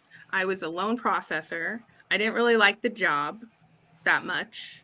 I was good at the job, but I didn't like the job. And I knew I wanted to go back to school. I knew I wanted to do something else. I knew I wanted, I don't know, blah, blah, blah. My little sister, my baby sister, I wasn't even talking to my dad at the time. I was going through one of my long breaks of speaking with him, which happened several different times over my life. But she had just had her daughter, and a lot younger than me. Like, I had my kids much later than my younger sister. And she was like, I'm going with dad to visit grandmother May, and I know you don't want to go, but please go. And I'm just like, I don't want to go. And she's like, she played the little baby sister. I got a brand new baby. You're really going to make me go alone to go, da, da, da. Like, fine. Okay, I'll go. Fine. Right. So I'm in the car on a long drive. Haven't talked to my dad in a long time. And he starts bringing up the fact that everyone at the theater's old. everyone at the theater sick.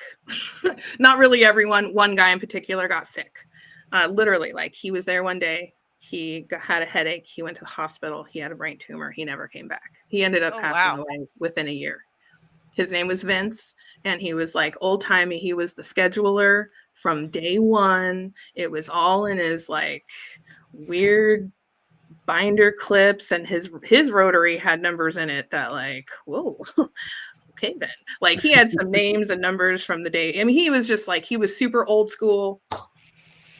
It's hard to explain. He was an icon.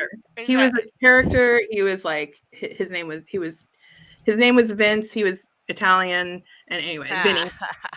His name was Vinny. Anyway, but he's the person who got sick, and it had just sort of happened. And I think that made my father realize that everyone was mortal. Like really, you know, like, oh, everyone's getting old. Like, what in the world is even the plan here? Because there is no plan. I don't think there's never much of a plan ever. And my brothers, my one brother in particular, was a complete and utter fuck up, and he is now in jail. And he, like, when I say a complete and utter, I mean, I'm not exaggerating. I'm not being hyperbolic. He didn't. It was not going to be him. And it, I think, had always been assumed that it was going to be him that took it over. And at a certain point, it became very clear. It's like, nope, it's not going to be him. Meanwhile, I was like the overachiever. Always did good in school, went off to college, got my degree, went and got my job, always worked, never needed him, was like very independent, very stubbornly independent, and like proud of that. So that's just like the setup for like, here we are in the car, you know, and I'm like, I have a chip on my shoulder the size of a boulder, because that rhymed and I didn't even mean it to. But the point is like, I was like always like, you think my brothers can do things, I can do all the things my brothers can do. I was that like girl, you know, like you don't even know I could do anything a boy can do. I could do it better, you know. It's like that song in that movie, anything you can do, I can do better. That was like my whole mantra, like in my whole 20s. So when he said, I need help, Maida, and I think you could help me, I was like, I'm there. I quit my job. I like started going back to school a little bit. I have a few like semesters in like a business MBA program, because I was like my excuse to myself of why I was going to make this giant life shift. But honestly, it was like, you admitted that I can do it. You admitted that I'm the person that is smart enough and capable enough to do it. And you're right. And I'm going to come and do it. And I thought I knew everything. I thought I could do it all. And I did. I mean, in the sense that like the guy who left a giant literal mess. And I was like, oh, you need a new system. I'll build you a new system. You need a new scheduling system. I'll be the scheduler. I became the scheduler. There was a hole. It needed filling. It was all about dealing with the dancers. I right away was just like, all right, I'll be the person that schedules all the dancers and make sure, because that's the lifeblood of the theater. You need people to come in. If girls don't show up, club closes down. That's why my dad was panicking, because Vinny was the only person who could get the girls to show up. All the girls, and you interacted. Oh, that was my favorite part of the whole job. Was like, it was like I got to be, okay. To understand like my personality, like I went in there and it was like, one, I needed to be like, I need to check and make sure that they're all being treated right. Like I was very concerned about that. I was concerned, by the way, they were, surprisingly. So not at every club in the city, but that was one of the first things that shocked me. Is I got there and the way it felt, nothing like you would expect. It was like, with the exception of like one guy who I absolutely despised, and I swear to God, my energy made him leave within like no, I was like, I'm like, did I just like hate him so hard that he disappeared one day? Because no, but it really, like, he had been there for 30 years, and his name was, I don't even want to say his name, but he was like the biggest creep that ever was, and he was one of the DJs, and I was like, I like everyone here, surprisingly so, except for this one guy. Really dislike him. He's a creep. Everyone else is cool. And one day he never showed back up for work, and it turned out that he like talked to he like there was a lawsuit at there's always a lawsuit. The class action lawsuits from the dancers, that may be what you're like thinking of. He like went and talked to some, it was like a whole scandalous thing, and everyone was like, we can't believe he did it after 30 years of working here. And I was just like, I called it, he was a creep, get out of here. Like, and after that I was like happy. I got to like just do what I got to do the things that I love to do every day, which is like be creative, make things up as I go along, like fix any problem that I come across, like go, oh, you need a whole new system, let me build it out and let me learn how like everything. Like I was constantly having to fix the whole like business model because it was ridiculous and no one knew what it was. And then like the lawsuit would come and it would have to change and we'd do this and we like I transitioned them from, they were all employees and we transitioned it back to independent contractors, which is a whole long story in and of itself with like, there's so many, like the theater was so weird and so interesting and so not like what I expected that I was just happy as a clam. The first and by this point, it was kind of an icon there, right? It was, because it had so much history. It very much so. And it was, I mean, like I met interesting people. Like people still went to the theater. Like I told a story. Famous people? Did you have famous people come there? Oh yeah. I didn't see a lot of them because I was there. I was not like a night person. Famous people that I actually met are relatively small, like Justin Bieber came through one time. That was really weird because he was there with his dad, and that was weird. I didn't like that. Poor kid. No, seriously. I feel so bad for that kid. Baby. Yeah. He never had a chance. Well, he actually seems to be doing a lot better now. Like overall, but he definitely like. I remember feeling really bad for him. Strip club with your dad. That's not creepy at all.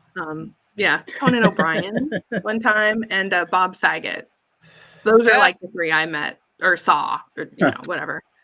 Yeah, right. But like at nighttime when like there's all people came through all the time. Like my brothers met a lot more, really. Not the crazy one, the not so crazy one. But back in the day, like back in the day, like it was the place that people partied. So, and I'm not saying that's a good thing. Like I am not like the lifestyle that my father lived. I do not live that lifestyle at all. But like the stories I've heard and the things that they did are just like, oh yeah, that's how it was back then. But by the time I got there, it was way past its heyday, but it still had all the energy. It still had a good like run in it left. And when I burnt out was when I stopped being able to like keep moving with it and shifting with it. And I mean, in the very end, it was COVID, but even before that, they were trying to take our bank account away because it's an adult industry. Like they really don't. Yeah. Like new things. They're like trying to take bank accounts from, they'll give like weird OnlyFans like credit, nothing, but no cash. They want no cash anymore. Cashless world. They don't, because it was a cash-based business. It was a strip club. Oh yeah. So, Yeah, you can't. So you can't scan their cash app when you go to a strip club. No, dancing with their phones and their QR code. Well, and the other thing too is like people don't necessarily. I mean, I'm not saying everybody, not every patron is, maybe like cool with it, but a lot of people are like, no, I don't want you to see that this is where I was on like my electronic like banking trail. Right. Like I want to take money out of the ATM and then be, kind of anonymous all night in here. And anyway, sort of the point. Sort of what most people are trying to do. But it was a cash-based business, and they do not like that anymore. So there's a lot of it was like you can't have regular social media, you can't promote yourself in any of the same ways, you can't have the same bank accounts. There's like a million different things that you cannot do. In San Francisco anyway, with like Facebook and at the time and stuff like that. It was just and we had an X account, and you can do whatever you want, or Twitter account at the time. You could do whatever you want there, but it wasn't the same as like all of the things you are told, like, do this. It's like, nope, not allowed, not if it's adult. So we just did really weird and wacky, fun, weird things instead. And like, there's sometimes, in the early days we did like radio shows, but at a certain point I was just like, I'm burnt out trying to figure out how to promote this place. I'm burnt out trying to figure out how to like. So did you sell it or just shut it down? It ended up just getting shut down because we were in the process of a sale with a very large like chain called Deja Vu, who owns all of the other clubs in the city. And the family of I'm familiar with the Deja Vu. Sure. Deja Vu, yeah. So the woman that owned the building had passed away, and then her daughter became the landlord when I was like running it, and she was fine and easy to deal with, and then she passed away, and it went to her children, who none got along, and so them fighting over the lease with the new owners completely killed the deal. And then at that point we were like, the building was sold to a totally different person, and then COVID hit, and so it was like one thing after another, and by the time COVID came, it was like, you know what, I'm done. It's a sign from God. We're done now. That's fair, yeah. Sometimes dominoes happen for a reason. Mm-hmm. No, and I didn't want to be there already. I had left before COVID. I left in 2017, so I didn't want to run it anymore, and I didn't want to be the one to like figure it out. And so within 3 years, like, there wasn't much to figure out. So when COVID hit, it was like, sure. It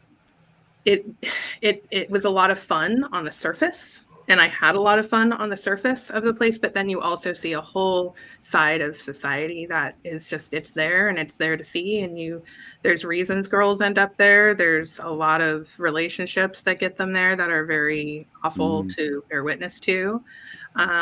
It's hard to see people self-destruct and develop like really bad addiction problems to, like hard drugs. That's hard to watch.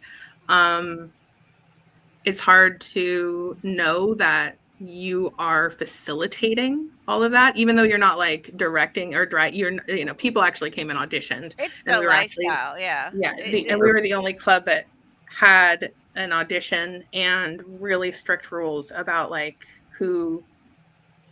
Basically, we didn't let any pimps in the club. I mean, that's the most blunt and like way to put it.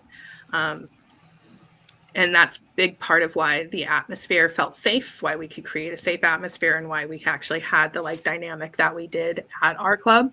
But you knew what was right out the door. You knew who was dropping them off. You knew who was picking them up. You knew what they were like dealing with.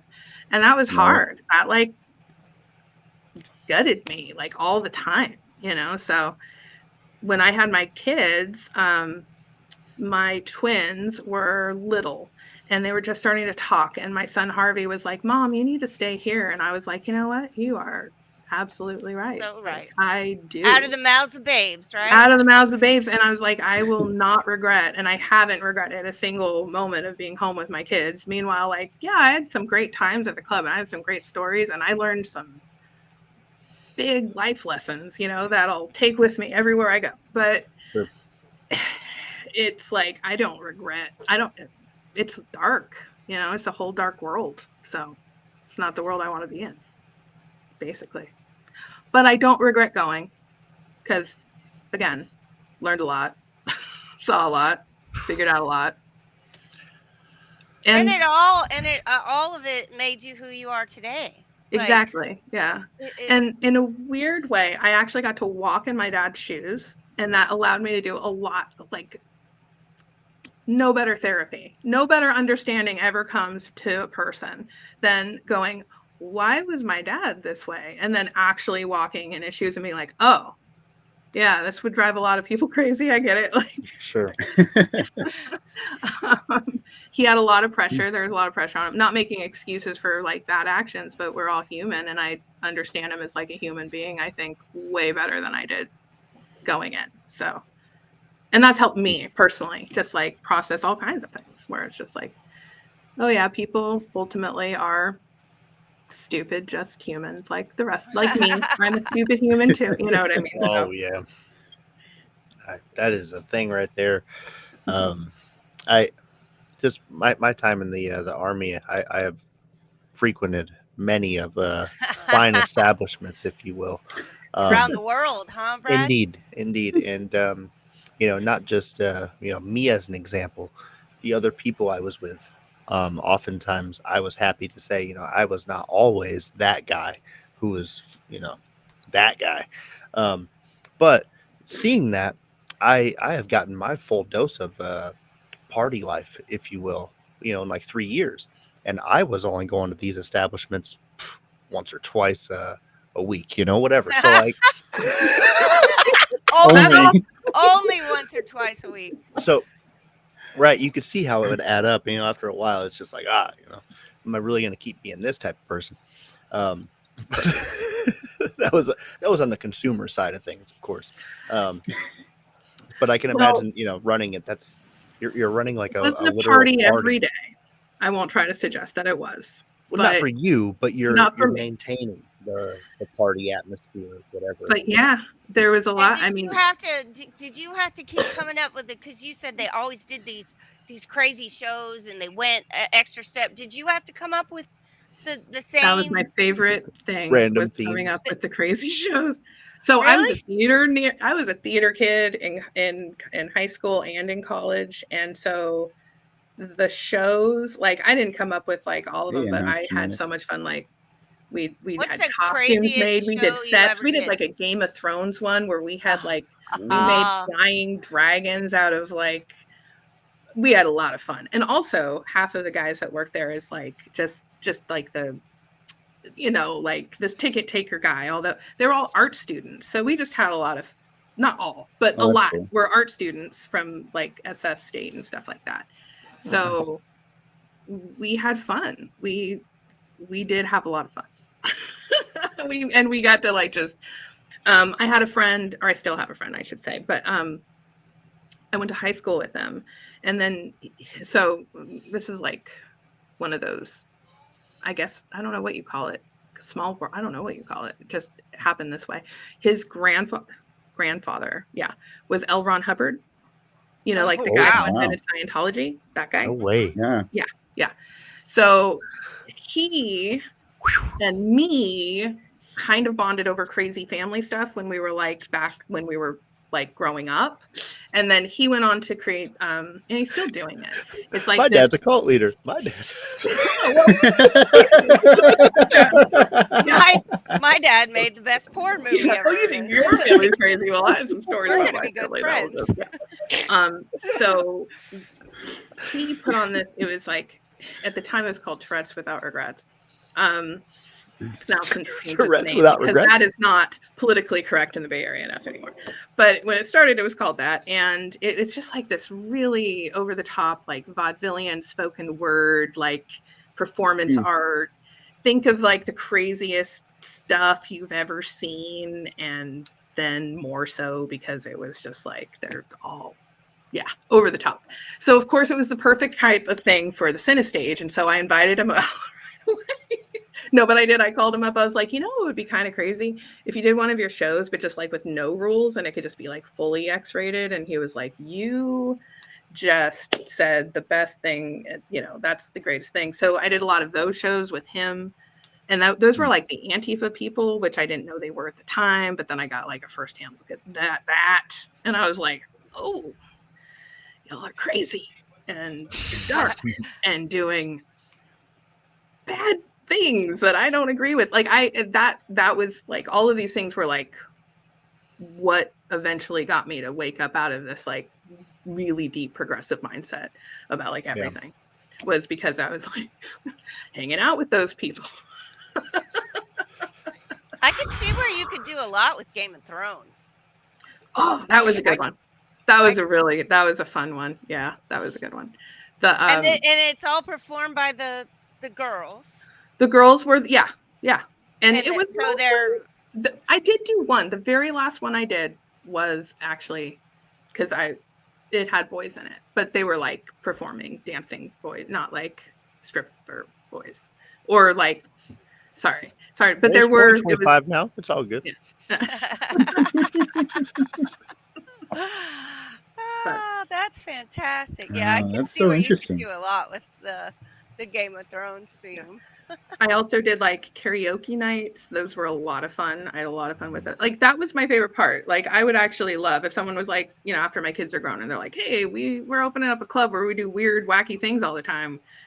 You know, I'd be like, I am your girl. I can plan a million weird, wacky events. But like the adult part of it was like not just.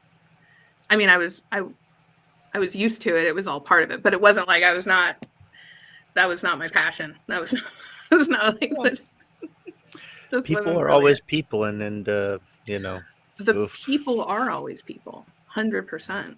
And there were some wonderful people that were there, like, and then there were some crazy people that were there, and then but and even aren't when they I also wonderful? Yeah. Yeah. There's also good crazy and bad crazy and all different shades of crazy. And like, I can get along great with good crazy. Like no issues ever. It's when the darker side of crazy. And that came out sometimes too. And that's really hard to watch. Well, having that many girls in one area, you know, there's inevitably going to be drama. You know, you can't help it. Yep. I mean, it's gonna happen. It was like so I actually it almost was a reality show. It could have been a reality show. It was like, it was funny. Every day was funny. Every day was entertaining. There's always something. There's always a story. There's always a problem. There was always drama. There's always a drama. There was, you know, it was also exhausting, you know. Oh, I can imagine. Well, we appreciate you coming here and laying it all out. I know it has to be, you know, kind of weird at this stage in the game to talk about it now that you're a stay-at-home mom, and it seems like another life, but it is really a totally other life at this point. Like it's been, well, it's not a full 10 years since I've left, but it's getting close to it. But it's funny that you wanted to talk about it because I'm starting to write about it again. Like really write about it, like getting all the like the stories, because the stories, I know people want to hear the stories. I get that. Like, I understand. Like, they're the best part of the whole thing. It's like these crazy stories. And for the first time in a long time, I'm happy to talk about it and able to like write about them and talk about it and be like, oh yeah, it's this crazy time of my life. I could tell you all about it, you know? And so when you said, is it okay? I was like, yeah, actually it is okay. It is totally okay to talk about it because I need to start practicing and getting more comfortable with it because it's a big part of everything that I'm like starting to write about and process and want to like, it's a big part of my why, you know, like why do I do things? History. Like, I mean, that was the whole thing with your dad, and that was like the big news back then. When I'm lucky that we weren't the first OJ trial because they wanted to be. They wanted my dad's trial to be the first televised trial. Oh wow. And I was just thinking, like, if it wasn't for OJ, like that might have still been like one of the most polarizing cases of the 90s. But was almost my dad. No, I'm serious. Like I have this weird, like I actually remember the judge deciding no, because they said, please let us film this. Everyone wants to watch. Let the TV cameras in.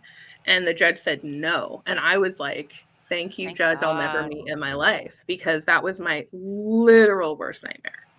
Literal worst. I was 12, 13. Worst nightmare would have been the cameras in that room. In fact, when the OJ trial did come up, which was not that long later, I mean, it was really just like a year or so later. Right? Yeah. I refused to watch it because I felt so bad for OJ's kids. That was all I could think about. I was a bartender at the Moose Club in Clarion, Pennsylvania at the time, and it was on the TV, on every TV, every single day. Every single day. Yeah. All of we talked about the soap media operas at the got canceled. beginning. It was all OJ. Yep. All the time. The beginning of the show, we talked about the media, and I have a huge conspiracy about our policing in America and how it was all we have pivoted around the OJ situation and the hysteria around murder trials, how police are allowed to act, what the precedence is for police chases, car chases, things like that. That one televised event has set the stage for how we act moving forward, and we're now just starting to see the police reform actions come out of all these riots and all these incidences overall. We're now starting to finally see we cannot treat people, even if they are criminals, we cannot be gunning them down, guns blazing, chasing after them on the highway just for TV's sake anymore. Like, this is not how we treat people, just to glorify criminals. It's not good for America, in my opinion. But that's interesting you said that. I had no idea that was a possibility, that there was another case that was set for a televised event. That really makes me wonder, though, like, were they just were trying? They were trying. No, they petitioned. It was the judge who said, no, actually not in my court. Not in my court. So then that judge. Case, they were like, oh yeah, we already got the cameras ready. We've been waiting. Well, it was in LA. It was down in LA. And that judge said yes. And they brought the cameras in, and it was like, I mean, they were actually, in my opinion, because it was right after the Rodney King riots. Oh gosh, I remember that trial happened, and I mean, I don't know. It's hard to say, but it was such a polarizing verdict, and I think they were afraid there would be more riots if he was found guilty, but I can't say that's why he was found not guilty. I don't know. Yeah, because the other thing that's true is if you have enough money, and he had a lot of money and a great lawyer team, that'll find you not guilty verdicts too. So fair. Yep. That's one of the we all know he did it. Right, but I'm just saying, the amount of money he was able to throw at we talking about OJ? At it. Only thing OJ guilty of is running for over 2,000 yards in college, winning the Heisman Trophy, being one of the greatest fucking running backs. Well, he also made the best meme ever, like the white Bronco thing. That's and never, the glove that's never didn't going fit. away. Glove didn't fit. Now he did. If the glove fits, if the glove doesn't fit, acquit. He was guilty of burglary later on, right? He went in, he robbed some people for his own memorabilia back. Yeah. Now, I don't believe OJ killed that woman, but I do believe if he did, she deserved it. Oh, come on. You're not saying that. But Brad, you know how to end the show every time, bud. Right? And we didn't even get the Epstein. Oh my gosh, I assumed this whole show would be about Epstein. Why didn't you guys talk about it? Well, your story was too interesting. Yeah. We didn't even Trump talk signed about the bill. the lemon pee-pee. I mean, it's all Trump about signed the Epstein. bill. New York Times says that Epstein had a weird Higgins lemony voted small no. pizza. I want to know what Clay's real incentive was for that. Yeah, that jackass. The one voted guy. no. That one guy. What the hell? He's probably on it. I mean, I don't even know how you could come out there, and I don't know what reasoning he's given so far, but if it's anything of the sort that they were saying before, the narrative of oh, let's not waste Americans' time with this. No, it's really in my best interest to know if all the billionaires are just getting rich and fucking our kids. I would love to know this personally, because that would change my overall ethical behavior in life of who I aspire to be. Do I want to be a rich person who fucks little kids, or do I just want to be a normal chill guy? I think these are, important things that we need to find out, and especially to help our kids grow up. You don't want to be a rich guy.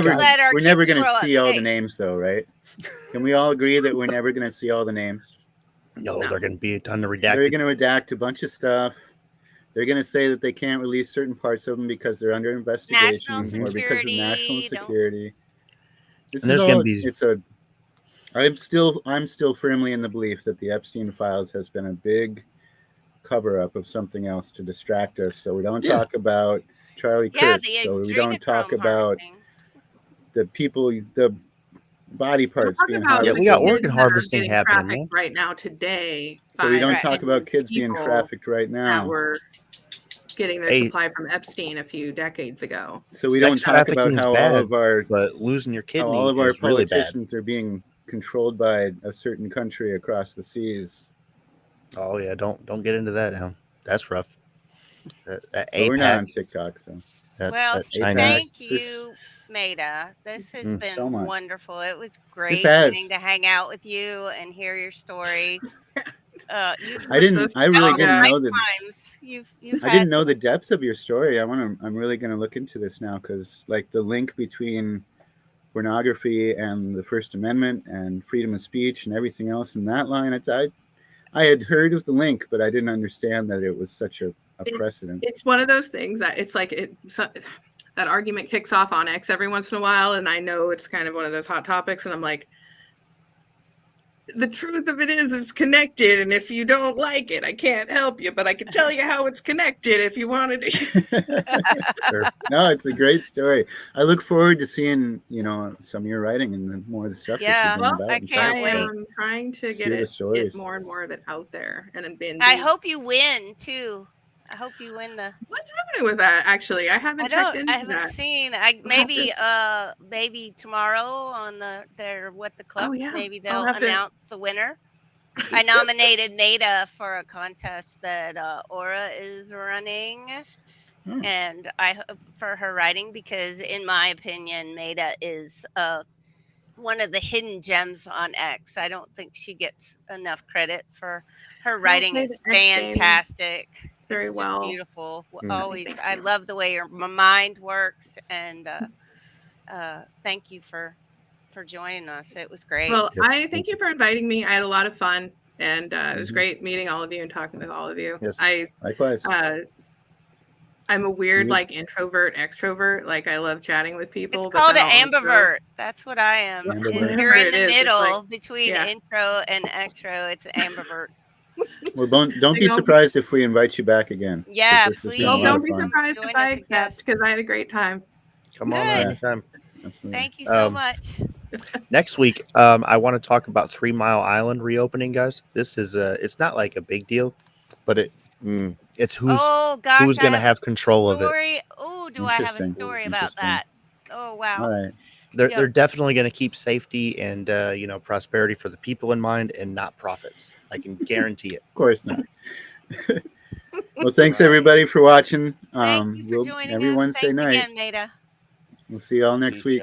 Good night. Good night.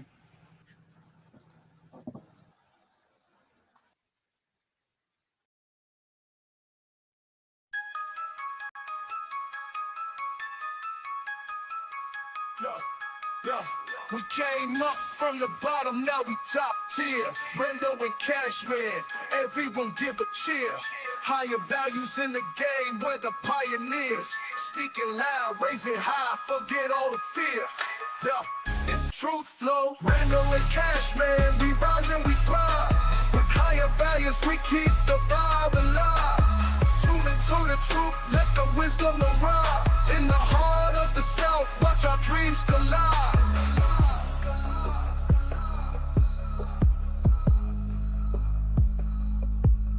Every episode hitting like we just dropped heat.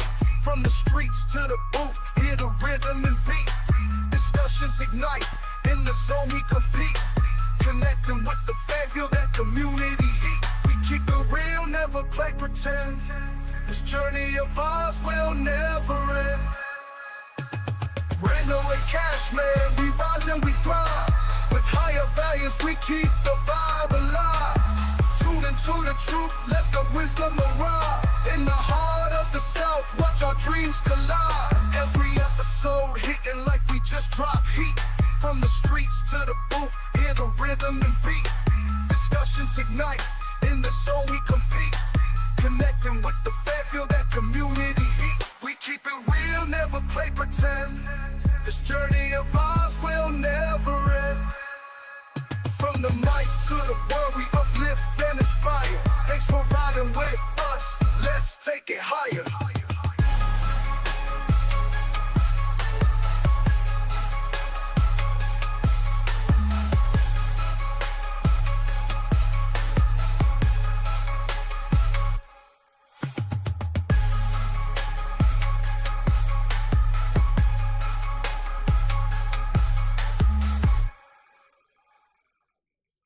Okay, so strap in, strap on. We're getting ready to go past the moon, straight to Uranus.